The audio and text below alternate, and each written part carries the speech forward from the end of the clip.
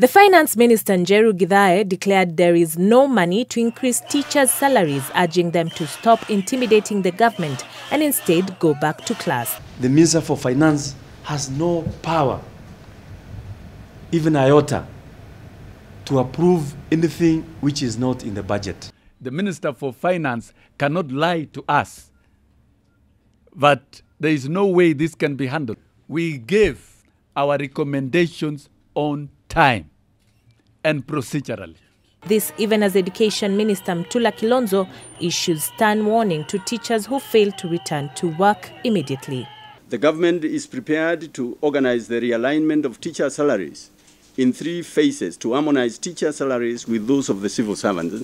Githae claims that the only way to meet the teachers' demands is by borrowing from foreign governments, which he terms as unsustainable, or raising taxation levels which will be received with opposition from the citizenry.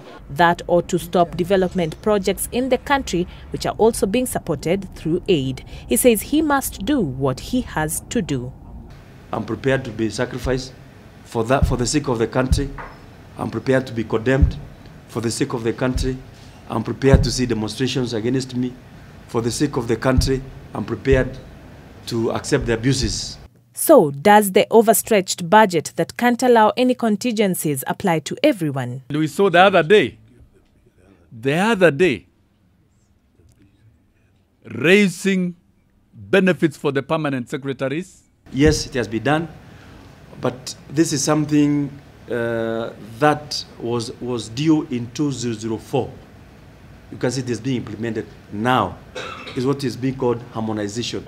So what happens to the deal the country made with the teachers in 1997? Meanwhile, after losing 3 weeks of the most crucial term of the year, it is highly likely that the candidates will not sit for the examinations as scheduled.